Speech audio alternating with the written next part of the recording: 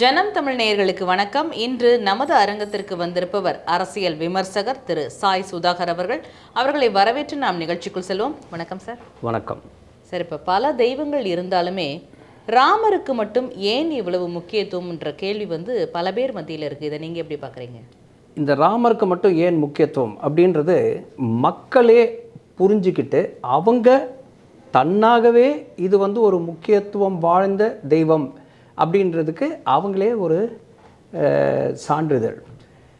இதை ஏன்னு கேட்டிங்கன்னா, இப்போ இந்த ஒரு உதாரணத்துக்கு நம்ம எடுப்போம். இப்போ நடந்த ராமர் கோயில் பிரதிஷ்டை, அயோத்தி ராமர் பிரதிஷ்டை நடந்து முடிந்தது. ரொம்ப விமர்சையாக செய்து முடித்தார்கள். இப்போ அதை எடுத்துக்கிட்டிங்கன்னா, அது ஒரு 500 ஆண்டுகள் பிரச்சனை. அங்கே கோவில் இருந்ததா, மசூதி இருந்ததா, இல்லை கோவில் கட்ட முடியுமா, மசூதியை இடித்து விட்டார்கள்.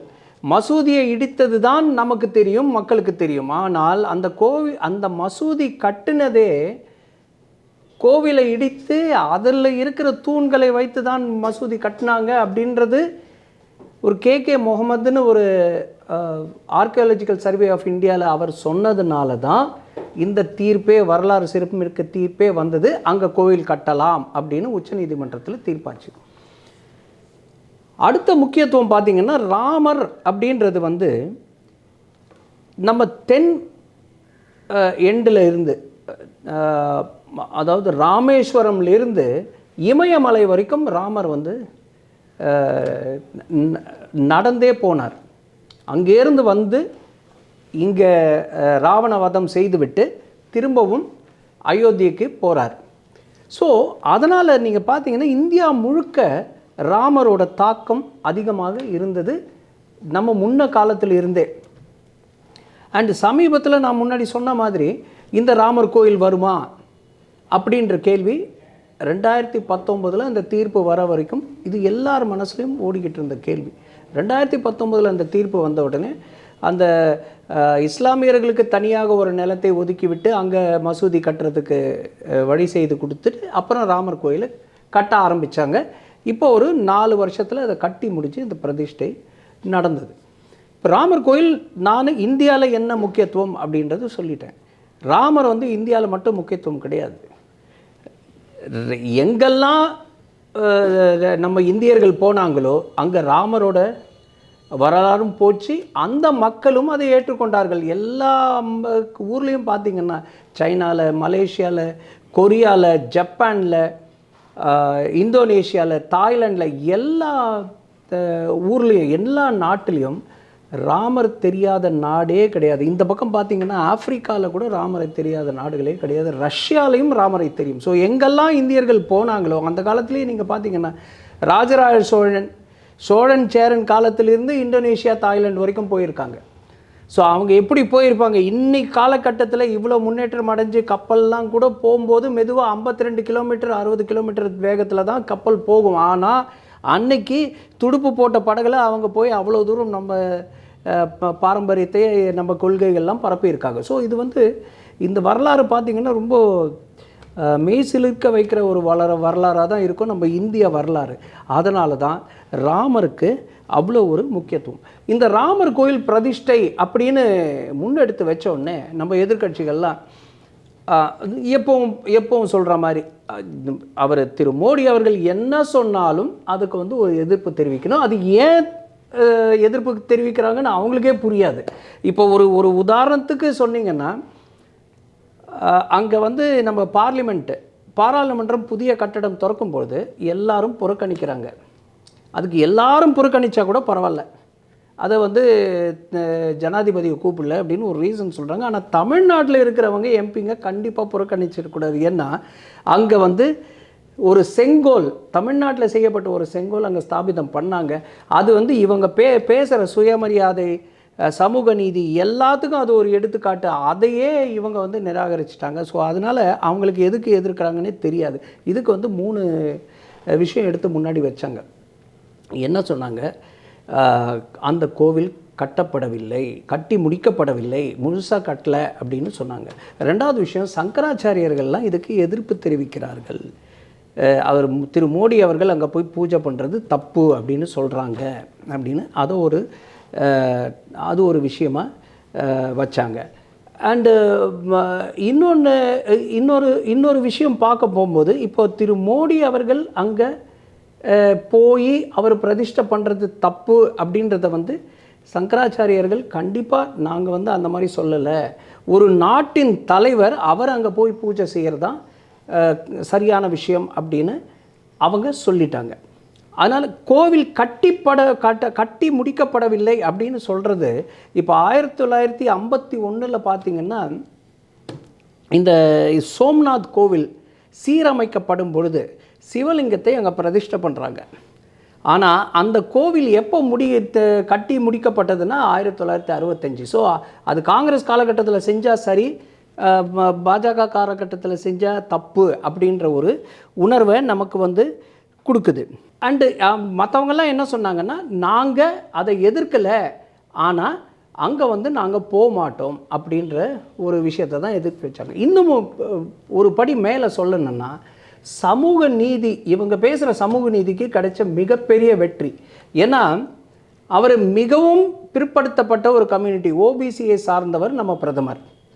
அவர் சாதாரண டீ கடையில் ஒரு தொழிலாளியாக வேலை செஞ்சு இன்றைக்கி பிரதம மந்திரியாக வந்திருக்கார்.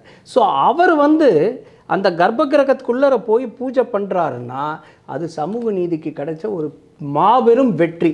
இது அந்த விஷயமாக அந்த நோக்கத்தோடு பார்க்காம இவங்க வந்து அவர் செய்கிறது எல்லாமே எதிர்க்கணுன்ற ஒரு பார்வையோடு தான் இவங்க பார்க்குறாங்க.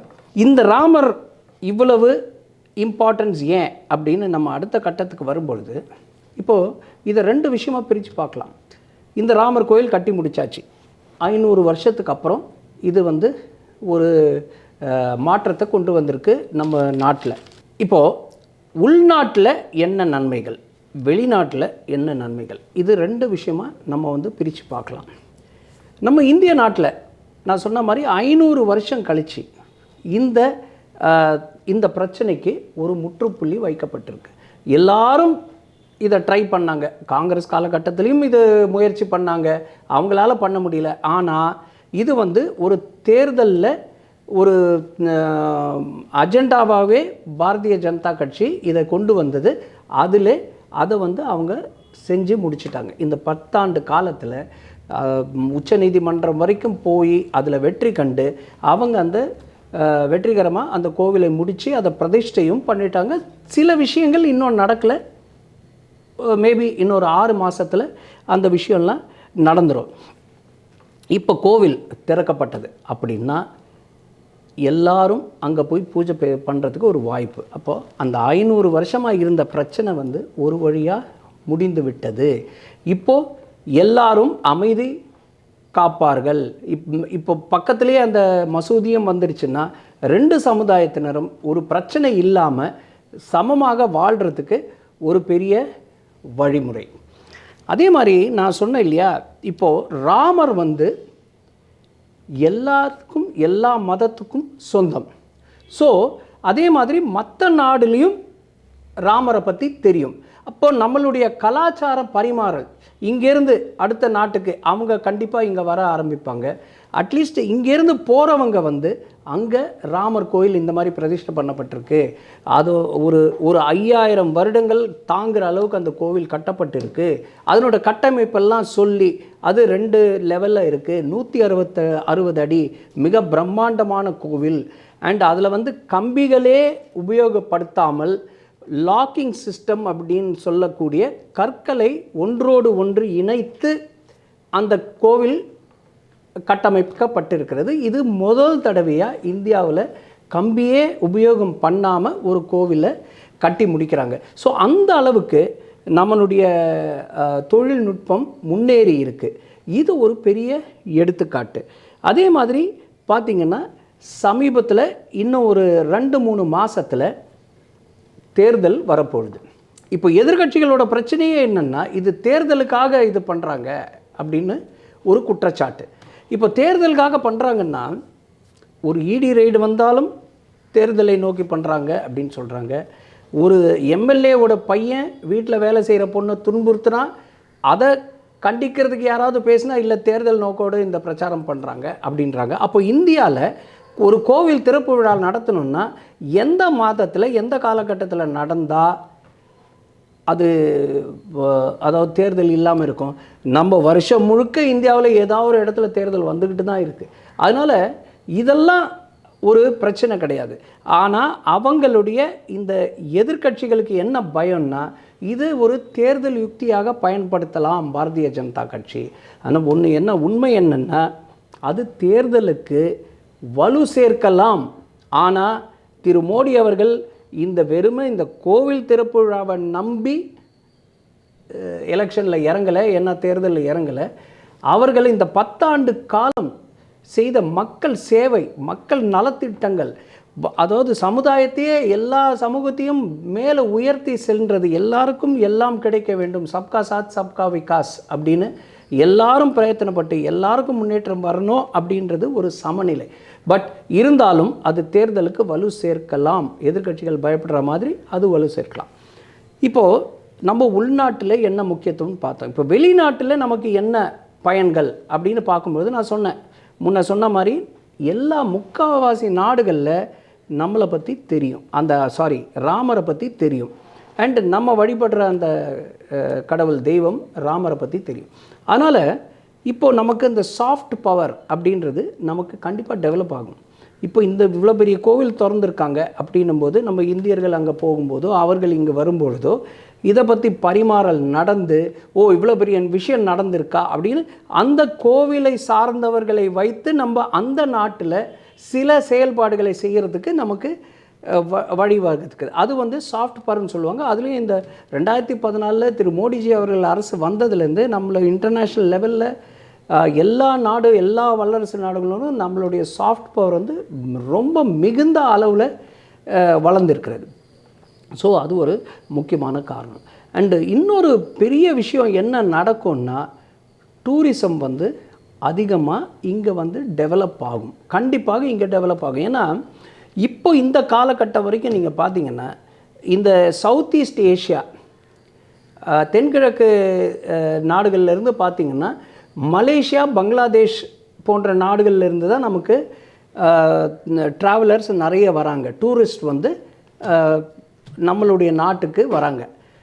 இப்போது இந்த ராமர் கோவிலை கட்டி முடித்து விட்டோம் அப்படின்னு இதை கொண்டு போனால் அங்கே அட்வர்டைஸ்மெண்ட் பண்ணி இந்த ராமர் கோயில் பற்றி இந்த முக்கியத்துவத்தை பேச ஆரம்பித்தால், நான் முன்னாடி சொன்ன மாதிரி எல்லா நாட்டிலையும் ராமரை ஆல்ரெடி தெரிஞ்சதுனால இப்போ அங்கேருந்து நம்ம நாட்டுக்கு இப்போ இதை தவிர்த்து பங்களாதேஷ், மலேசியா தவிர்த்து நீங்கள் இங்கே டூரிசம் எந்த நாட்டிலேருந்து வராங்கன்னு பார்த்தீங்கன்னா ஐரோப்பிய நாடுகள்லேருந்து வராங்க, அமெரிக்காவிலேருந்து வராங்க. ஸோ அது மாதிரி இந்த சவுத் ஈஸ்ட் கண்ட்ரீஸிலிருந்து தென்கிழக்கு நாடுகள்லேருந்து இந்த டூரிசம் வளர்கிறதுக்கு ஒரு பெரிய வாய்ப்பு இருக்குது. ஏன்னா அங்கேருந்து இப்போ இது நமக்கு ரொம்ப பக்கத்தில் இருக்க நாடுகள், இந்த நாடுகள்லேருந்து தான் வர ஆரம்பித்தாங்கன்னா, ஜப்பான், கொரியா, அந்த மாதிரி ரஷ்யா, இந்த நாடுகள்லேருந்து வர ஆரம்பித்தாங்கன்னா நம்மளுடைய பொருளாதாரம் இந்த டூரிசம்னால் உயர்றதுக்கு ஒரு பெரிய வாய்ப்பு இருக்குது. அதே மாதிரி இப்போ எல்லா நாடுகளிலும் ராமரை தெரிந்ததினால் ஒரு 140 நாடுகளுக்கு அழைப்பு விடுத்திருக்கிறார்கள். இந்த ஒரு வரலாறு சிறப்புமிக்க நிகழ்ச்சிக்கு ஒரு 140 நாடுகளுக்கு அழைப்பிதழ் சென்றது. அதில் சில நாடுகளிலிருந்து ஒரு பெரிய அளவில் இல்லாதனாலும் சிறிய லெவலில் இருக்க அஃபிஷியல்ஸ் அதை அட்டென்ட் பண்ணியிருக்காங்க. அண்டு நிறைய பேர் இதுக்கு வாழ்த்து மடல் எழுதி அமைச்சிருக்காங்க. ஸோ அதனால் என்ன ஆகும்னா, நம்மளுடைய நாட்டினுடைய முக்கியத்துவம், நம்ம நாட்டினுடைய பவர், சக்தி மற்ற நாடுகளிடையே கண்டிப்பாக உயர்றதுக்கு ஒரு பெரிய வாய்ப்பு இருக்குது. ஸோ அதனால் இது நம்ம எதிர்க்கட்சிகள் பேசுகிற மாதிரி இது ஒரு தேர்தல் யுக்தியாக பார்க்காம இந்த காலகட்டத்திலேயாவது 500 வருடங்கள் பிறகு இந்த ஒரு பெரிய பிரச்சனைக்கு ஒரு தீர்வு வந்திருக்கு. ஆனால் அது எடுத்த காரியத்தை நான் முடிக்கிற வரைக்கும் தூங்க முடியாது அப்படின்னு நம்ம பாரத பிரதமர் எப்போவுமே சொல்லுவார். அதுக்கு ஏற்ற மாதிரி இதை ஒரு தேர்தல் அஜெண்டாவில் கொண்டு தேர்தல் அறிக்கையில் கொண்டு இந்த காலகட்டத்துக்குள்ளே செய்து முடித்தது ஒரு மாபெரும் வெற்றி. அது நான் முன்னாடி சொன்ன மாதிரி இந்த தேர்தலுக்கு உபயோகப்படலாம், அது சொல்கிறதுக்கு இல்லை, அது தேர்தல் நடக்கும் பொழுது தான் அது தெரியும். ஆனாலும் இது ஒரு வரலாறு சிறப்புமிக்க நிகழ்வு. இந்த பெருமை எல்லாமே நமது பாரத பிரதமர் திரு மோடி அவர்களுக்கு தான் சாரும் என்று கூடி விடைபெறுகிறேன். ஜெய்ஹிந்த். கண்டிப்பாக சார். அதாவது தெய்வம் ராமருக்கு ஏன் இவ்வளவு முக்கியத்துவம் என்பதை விளக்கமாக உங்கள் நேரத்தை ஒதுக்கி ஜனம் தமிழ் நேயர்களுக்காக இங்கு வந்து பகிர்ந்தமைக்கு மிக்க நன்றி. வணக்கம். வணக்கம் நேயர்களே, மற்றும் ஒரு நிகழ்ச்சியில் சந்திப்போம். வணக்கம்.